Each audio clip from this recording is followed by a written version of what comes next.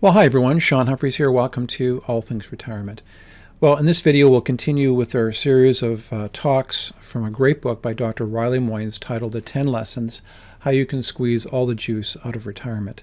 Now, this lesson, lesson number 4, is titled Give More Than You Take. And it's a really important principle. And as I go through this lesson with you, I think it'll really resonate with you. If you have children, it's a lesson you've tried to teach your children most likely, and it's a lesson that we need to be constantly reminded of so that we can really embrace the retirement journey and embrace the impact that we can have on others. So I think you'll enjoy this discussion. Now, if you're new to our channel, make sure you hit the subscribe button. We're posting content all the time on various aspects of retirement planning, not just the financial aspects, but non-financial aspects as well. And if you go to the show notes, you'll find a series of links to complementary resources on various aspects of retirement planning, as well as how you can access a complementary retirement planning forecast. There's some information in the show notes on how you can obtain that. Okay, let's take a look at this fourth lesson, Give More Than You Take.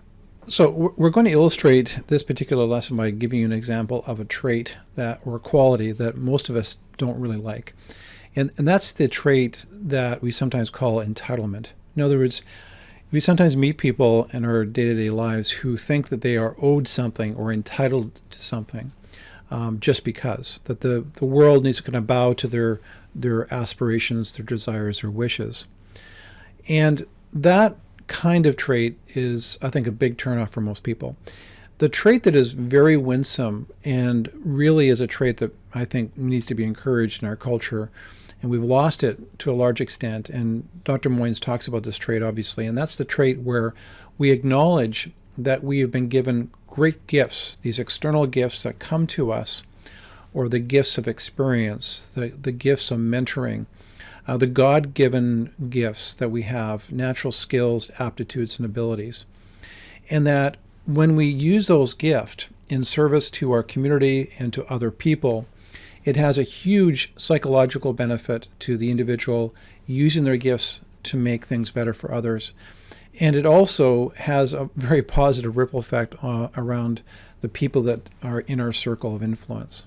So when Dr. Moynes talks about give more than you take, he's really talking about when we use our gifts and our knowledge and our skills and our experiences in the past to serve other people, to serve our community. We're serving our Creator, however you define what Creator is for you. And in doing so, we're changing lives and making the world a better place than what we found it. We're giving more than we take. And that really is the core lesson here.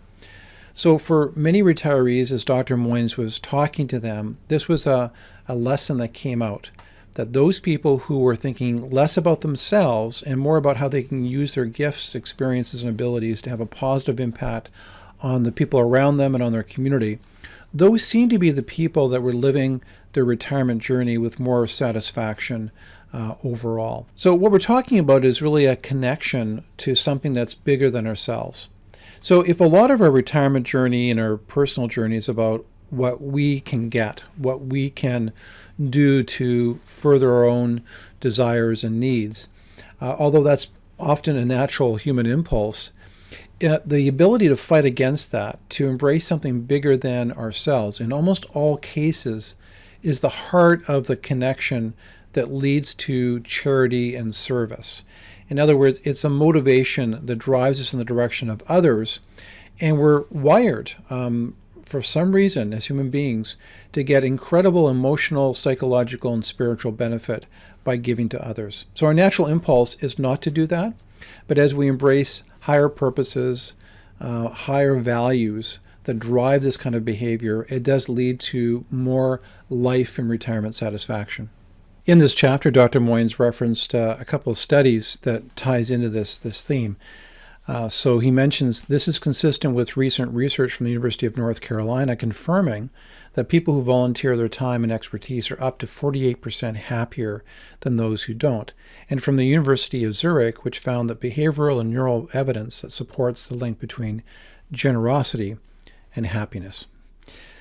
So I think that at a gut level, we kind of get that this makes sense. We have this impulse just to focus on ourselves, but when we focus on others and other things that are a higher purpose, that drive meaning in our lives, that can lead to greater overall satisfaction. So how do we apply this in a practical way to our lives? What are some ideas we can take a look at? Well, the first thing you should do is do a bit of a self-assessment. So when you look at your life and your relationships and how you conduct your day-to-day, are you doing things outside of your own personal needs and wants and desires, and trying to plug your time and expertise and the gifts and abilities that you have, your financial resources, to make a difference? So are you identifying and getting involved in some higher goals, aspirational goals and purposes in an area that is bigger than yourself? Now, if you're not, if you've allowed that area to kind of get a little bit out of whack, because remember, when you talk about retirement income planning and the whole transition, what comes to mind in the commercials and for many people is more leisure time. I'm going to spend more time golfing or boating, just having fun. And I'm not saying that those things aren't important. That's a very important part of life. But at the same time, we want to achieve some level of balance. And so at the same time you're pursuing some of those hobbies and interests and things that you want to do, are you identifying with those higher purposes? So for some of you, it might be relatively easy because you might be part of a synagogue or a church community where there's all kinds of opportunities to get involved through volunteer work, to use your skills and abilities or to use your resources to give back to the community and make a difference. Maybe it's volunteer work. Maybe it's a reading and literacy program at a local school. Maybe it's working with new immigrants in your community. Maybe it's helping a new startup business where you use your skills and abilities to help young entrepreneurs become successful and transition to having businesses that are running, generating revenue, creating employment, and making a difference in their community. So there's all kinds of things that we could be doing. It's just more a matter of just looking at your current journey, and are you attaching to some higher purposes and meaning in your life to tap into this life lesson that successful retirees have learned through their own personal experiences. Anyway, I hope that's food for thought. And again, if you're not subscribed to this channel, make sure you do that so you don't miss future content. And if you go to the show notes, you'll find links to some free educational resources in retirement income planning. And you can also find out how you can get a complimentary retirement income planning forecast. Anyway, wishing you all the best in your retirement and overall wealth planning journey. You take care. Bye-bye.